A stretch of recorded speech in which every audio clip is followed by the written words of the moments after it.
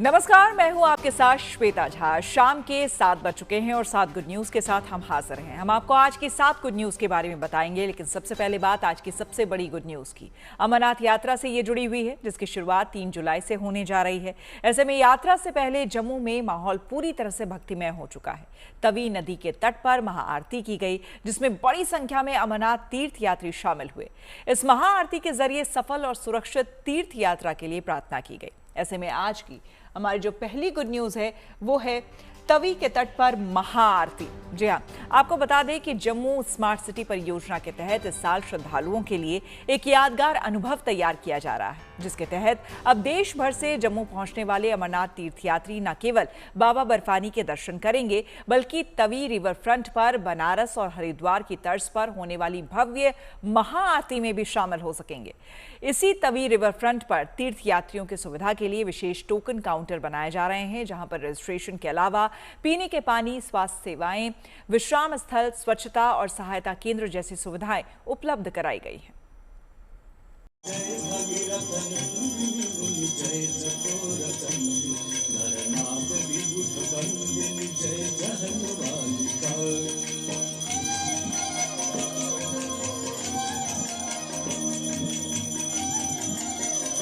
बाबा बर्फानी की पवित्र यात्रा की शुभ घड़ी नजदीक आ गई है।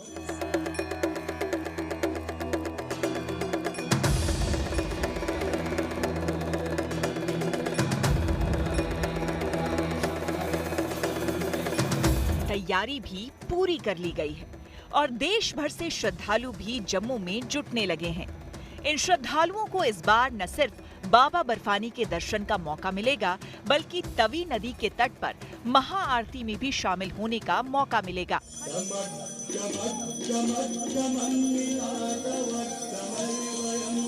ये तस्वीर तवी रिवर फ्रंट से आई है, जहां पहली बार सूर्य पुत्री मां तवी की भव्य संध्या आरती की गई।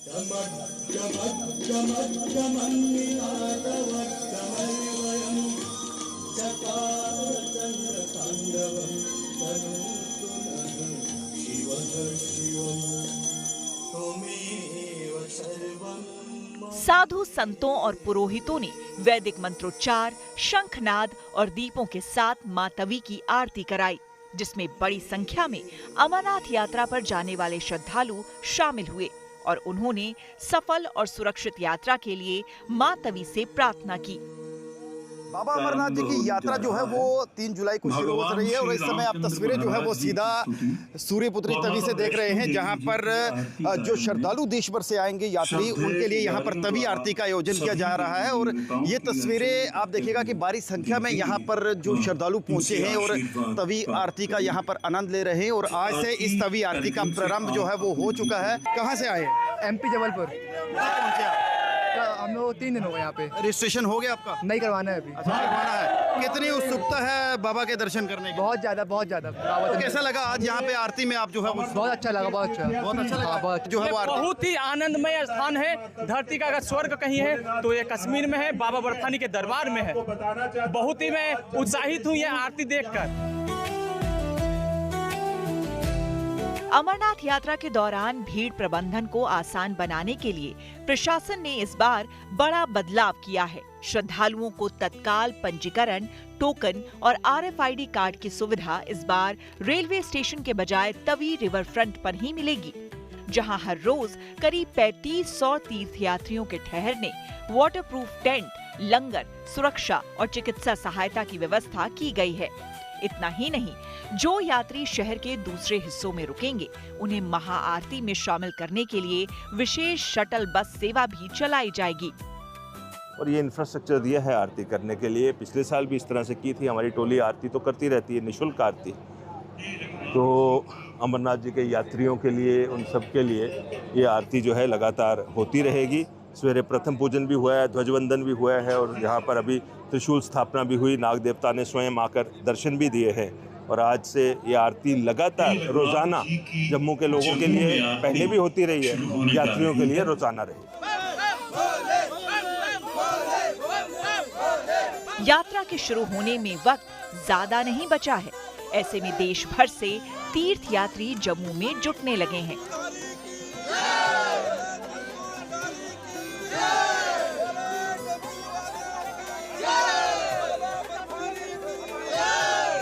तीर्थ यात्रियों के लिए तवी रिवर फ्रंट पर 10 टोकन काउंटर बनाए गए हैं, जहां से ये तीर्थ यात्री पहले यात्रा के लिए टोकन हासिल करेंगे, फिर रजिस्ट्रेशन कराएंगे और अपना RFID कार्ड हासिल करेंगे। तीसरी बार जा रहे हैं भोलेनाथ की कृपा से, और पिछले 2 बार लगातार होके आए हैं हम। इस बार भी हम भोलेनाथ की कृपा से आज पहले जत्थे के साथ जाने के लिए यहाँ पहुँचे हैं। सब व्यवस्था अच्छे से हो रहा है, पहले जत्थे में दर्शन होगा, बाबा की कृपा से जय हो। झांसी से आए हुए हम लोग, झांसी से तीसरी बार दर्शन करने जा रहे हैं, बालटाल से करेंगे और यहाँ रजिस्ट्रेशन हो रहे हैं। बढ़िया व्यवस्था है, सब लोग आते हैं, हर साल आ रहे हैं। इस साल 11वीं साल है हमारी, और तो बाकी लोगों की 21 साल है, 25 साल। कितनी खुशी है पहले जत्थे में जाओगे? बहुत खुश हूँ भाई, भोलेनाथ की कृपा है कि जब तक सांसें रहेंगी तब तक आते रहेंगे। बोल महादेव बाबा की। बहुत खुश हैं, नसीब ही अच्छा है कि हम जा रहे हैं इस जगह। इस साल 3 जुलाई से शुरू हो रही अमरनाथ यात्रा के लिए अभी तक करीब 4 लाख भक्तों ने रजिस्ट्रेशन कराया है, जिसे देखते हुए उम्मीद जताई जा रही है कि इस साल 57 दिनों की यात्रा के दौरान पुराने सारे रिकॉर्ड टूट सकते हैं।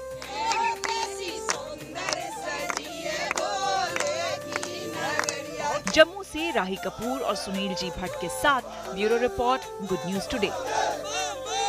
भगवान जगन्नाथ की रथ यात्रा सिर्फ पुरी में स्थित उनके धाम में ही नहीं होती, बल्कि दुनिया भर में निकाली जाती है।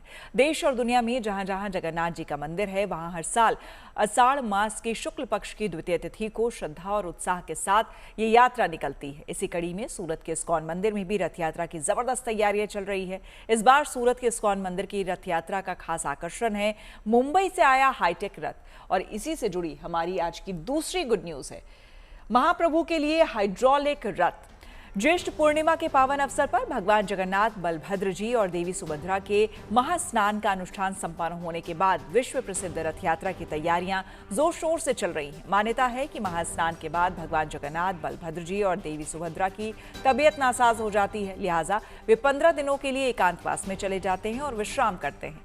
इस दौरान भगवान जगन्नाथ के दर्शन पर रोक लग जाती है। हालांकि भगवान जगन्नाथ के अनन्य श्रद्धालुओं के लिए ये समय उनकी रथ यात्रा की तैयारियों का होता है, जिसके तहत सूरत में इस बार रथ यात्रा के लिए खास तैयारी की गई है।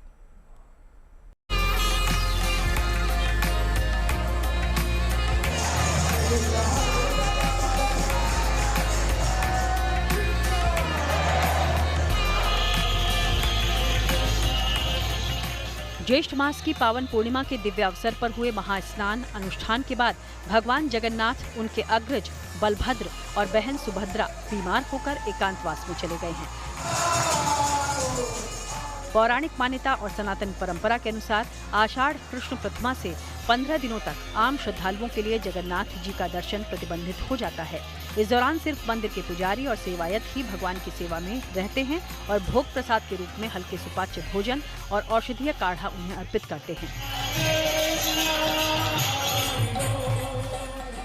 जगन्नाथ जी को लेकर श्रद्धा और आस्था का भाव ऐसा है कि जिन 15 दिनों में भगवान आरोग्य के लिए स्वास्थ्य लाभ ले रहे होते हैं, उसी दौरान उनके भक्त और श्रद्धालु अप्रतिम निष्ठा और प्रेम भाव के साथ विश्व प्रसिद्ध जगन्नाथ यात्रा की तैयारियों में जुटे रहते हैं।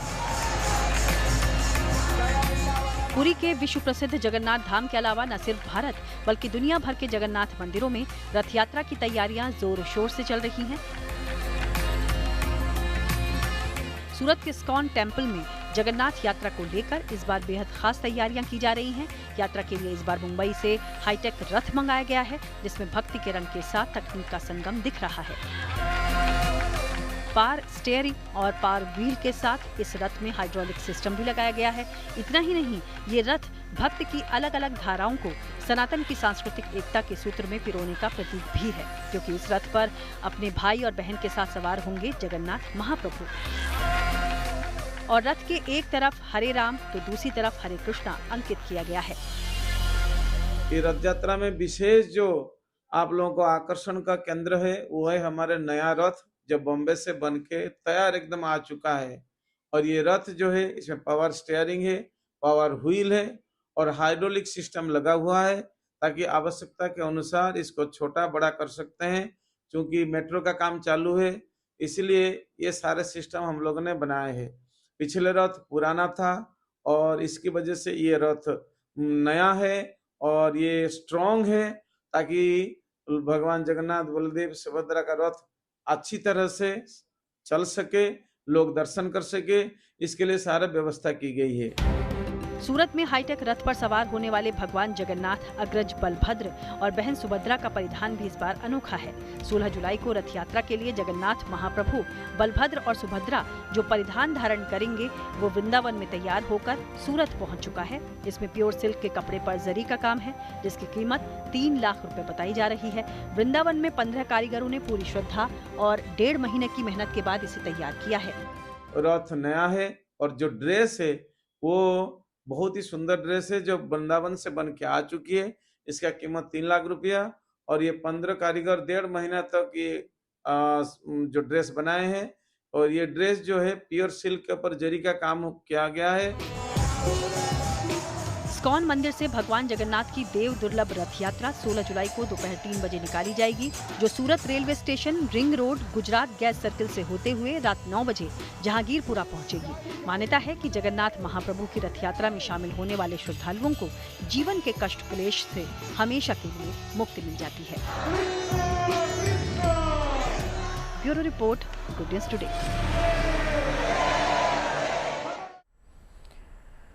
और अगली खबर कर्नाटक के मंगलुरु से है, जहां पर इंडियन कोस्ट गार्ड 6 मछुआरों के लिए देवदूत बनकर पहुंची।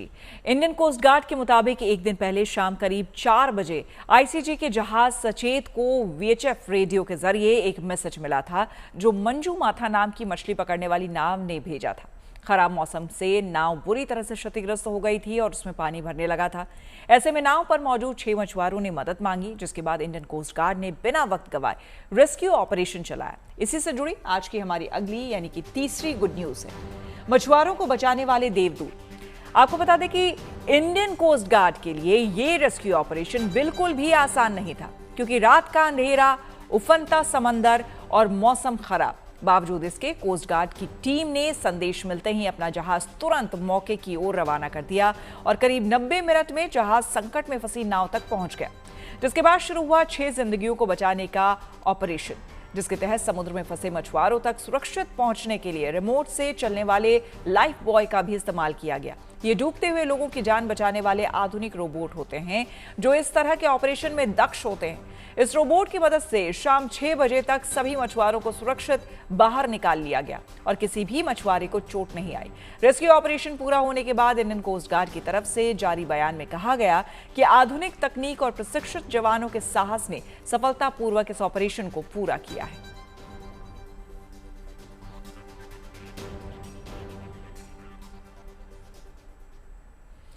और जम्मू कश्मीर की गुरेज घाटी की कभी पहचान रहा हॉर्स पोलो 50 साल बाद एक बार फिर से लौट आया है। भारतीय सेना की पहल पर गुरेज में हॉर्स पोलो का खेल आयोजित किया गया, जिसमें बड़ी संख्या में युवाओं ने हिस्सा लिया और अपनी खोई संस्कृति से रूबरू हो सके। इसी से जुड़ी हमारी आज की अगली यानी कि चौथी गुड न्यूज है।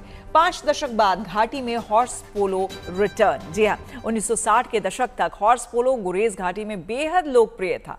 तब इसे टप्पा के नाम से जाना जाता था। गुजरते वक्त के साथ बदलती परिस्थितियों और संसाधनों की कमी के कारण ये खेल यहाँ के सांस्कृतिक परिदृश्य से पूरी तरह से गायब हो गया था। मगर अब करीब 5 दशक के बाद गुरेज घाटी में फिर से हॉर्स पोलो की शुरुआत हुई है, वो भी भारतीय सेना की पहल पर। अब उम्मीद जताई जा रही है कि हॉर्स पोलो शुरू होने से गुरेज में एडवेंचर टूरिज्म को भी बढ़ावा मिलेगा।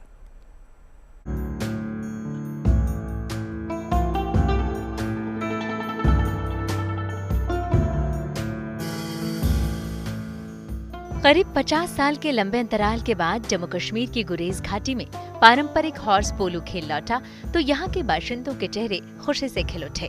भारतीय सेना की राणा बटालियन ने हाल ही में गुरेज के बगतूर गांव के बगतूर हाई ग्राउंड पर इस ऐतिहासिक पोलो मैच का आयोजन किया, जिसमें बड़ी संख्या में युवाओं ने हिस्सा लिया। इस वक्त मैं मौजूद हूँ उत्तरी कश्मीर जिला बांडीपुरा की गुरेज घाटी में, जहां पर इंडियन आर्मी की जानिब से एक इनिशिएटिव ले लिया गया है हॉर्स पोलो को रिवाइव करने के हवाले से। दरअसल हॉर्स पोलो खेल जो है वो गुरेज वादी का पुराना खेल माना जाता था।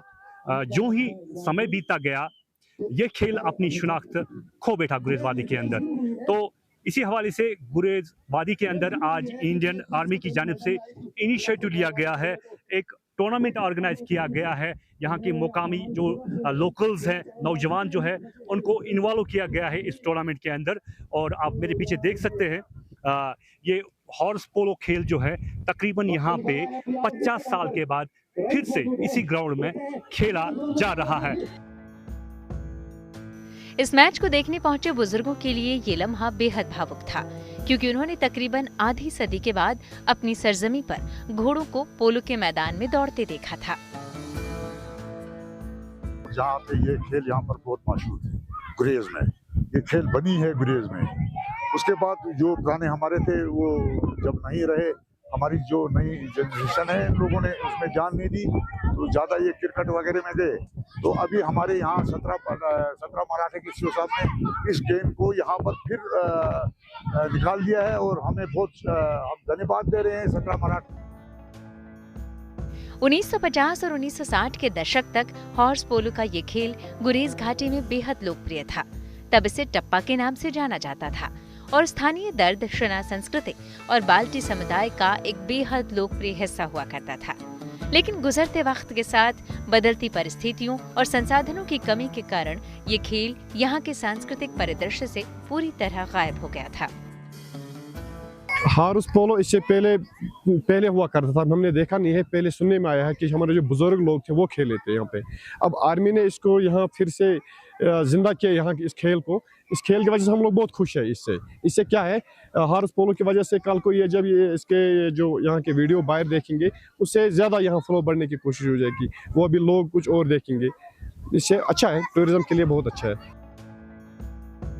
भारतीय सेना की पहल से अब एक बार फिर ऐतिहासिक हॉर्स पोलो गुरेज की संस्कृति में लौट आया है।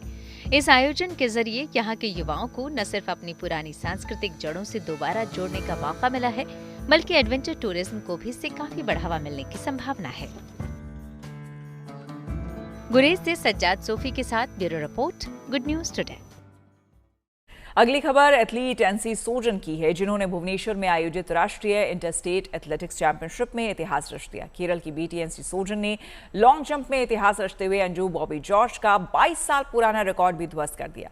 ऐसे में हमारी आज की अगली यानी कि जो 5वीं गुड न्यूज है वो है एनसी सोजन की लंबी छलांग तोड़ा रिकॉर्ड। देखिए, कमाल ये है कि एनसी सोजन की इस ऐतिहासिक कामयाबी के बाद खुद अंजू बॉबी जॉर्ज ने ही उन्हें सम्मानित किया और उम्मीद जताई कि केरल की ये बेटी आने वाले अंतर्राष्ट्रीय प्रतियोगिताओं में भारत का नाम रोशन करेगी। एनसी सोजन ने ये कामयाबी हासिल कर अपने पिता के उस अधूरे सपने को पूरा किया जिसे उन्होंने वर्षों पहले देखा था।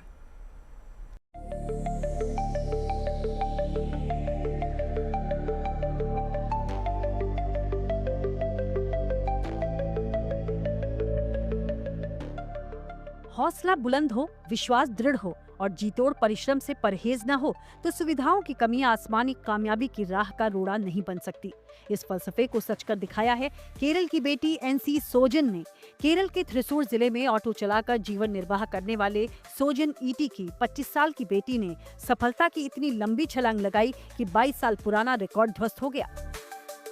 भुवनेश्वर में आयोजित राष्ट्रीय इंटरस्टेट एथलेटिक्स चैंपियनशिप के चौथे दिन एनसी सोजन ने अंजू बॉबी जॉर्ज के 22 साल पुराने रिकॉर्ड को ध्वस्त करते हुए एक नया इतिहास रच डाला। गजब का इत्तेफाक है कि ये उसी अंजू बॉबी जॉर्ज ने उनका खुद का रिकॉर्ड तोड़ने वाली एनसी सोजन को फक्र के साथ सम्मानित भी किया।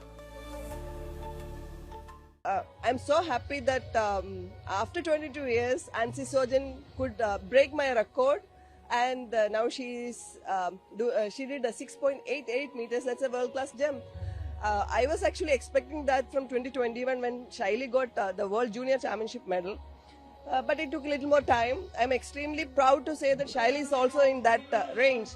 So these two athletes, I think they will take this baton further, and long jump will be again in the top sport.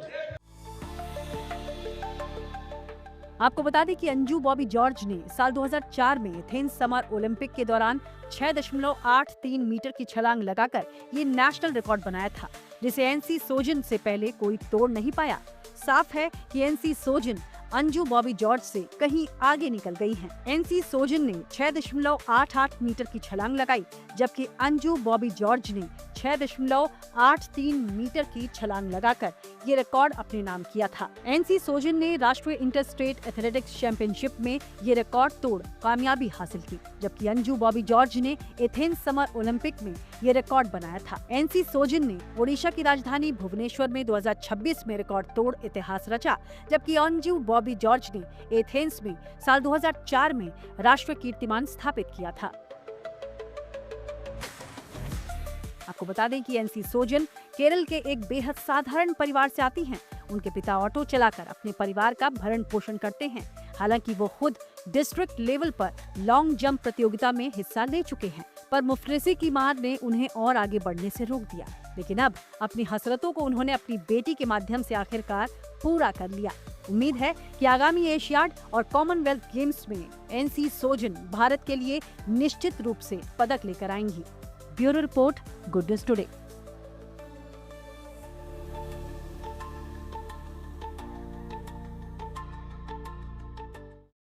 अब बात एक ऐसे इनोवेशन की जो कि भविष्य में आग बुझाने के तरीकों को बदल सकता है। गुजरात के सूरत में एक छात्र ने एआई यानी कि आर्टिफिशियल इंटेलिजेंस पर आधारित स्मार्ट फायर फाइटिंग वाहन तैयार किया।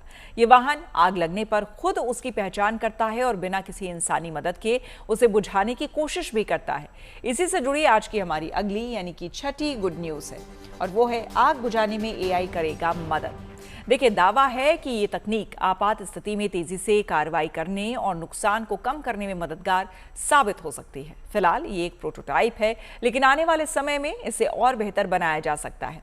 आपको बता दें कि आजकल गर्मी के दिनों में आग लगने की घटनाएं जितनी तेजी से बढ़ी है, उसे देखते हुए ये स्मार्ट आग बुझाने में ये वाहन कारगर साबित हो सकता है और जान माल के नुकसान को भी कम किया जा सकता है। उस गाड़ी में मैंने फ्लेम सेंसर को यूज़ किया है, जिसके हिसाब से उसमें जहाँ भी आग लगती है तो उसमें मैन पावर की ज़रूरत नहीं होगी। गाड़ी खुद अपने हिसाब से जाएगी, फायर सेंस करेगी, और जिस हिसाब से मान लीजिए कि किसी कोने में आग ज़्यादा है और किसी जगह पे कम है, तो उस हिसाब से वो अपने आप से सोचेगी। उसके पास पावर है कि वो डिसीजन ले सकती है कि कहाँ से उसे आग बुझानी है। पोजीशन भी वो खुद ही लेगी, उसमें मैन पावर की कोई भी नीड नहीं है। हाँ, अभी तो ये जो प्रोटोटाइप है उसमें हमने फ्लेम सेंसर का यूज़ किया है, तो वो अभी तो फ्लेम डिटेक्ट करके उस हिसाब से काम कर रही है। इसे हमें प्रैक्टिकली बनाने के लिए जो एक्चुअली में जो आग है उसका टेम्परेचर मेजर करके उस हिसाब से सेंसर को प्रोटेक्शन देना पड़ेगा, फिर ये पॉसिबल हो सकता है। जेल का नाम सुनते ही अक्सर लोगों के मन में ऊंची ऊंची दीवारें, लोहे की सलाखें और सजा काट रहे कैदियों की तस्वीर उभरती है। लेकिन अब बदलते वक्त के साथ जेल जीवन को नई दिशा देने का माध्यम भी बनती जा रही है। इसी सोच के तहत पंजाब के फरीदकोट में जेल प्रशासन ने सुधारात्मक पहल करते हुए रेडियो उजाला की शुरुआत की। ये रेडियो उजाला केवल मनोरंजन का जरिया नहीं, बल्कि ये बंदियों की आवाज बनने का प्रयास भी है। आज की हमारी अगली यानी कि 7वीं और आखिरी गुड न्यूज है जेल में कैदियों के लिए उजाला। इस रेडियो उजाला के जरिए जेल में बंद कैदी अपने मन की बात, अपने अनुभव, अपनी भावनाएं और जीवन से जुड़े विचार साझा कर सकेंगे। कई ऐसे कैदी होते हैं जो अपनी भावनाओं को किसी से कह नहीं पाते। ये रेडियो उन्हें एक ऐसा मंच देगा जहां वो बिना किसी झिझक के अपनी बात रख सकेंगे। इसके अलावा रेडियो पर भक्ति संगीत, प्रेरणादायक संदेश, स्वास्थ्य संबंधी जानकारी, कानूनी जागरूकता, शिक्षा और मनोरंजन से जुड़े कार्यक्रम भी प्रसारित किए जाएंगे। और सुनते हैं सारे बंदीवीरां नाल और डीएसपी साहब नाल एक बहुत ही प्यारा जिहा सॉन्ग देशभक्ति दा। हाँ जी,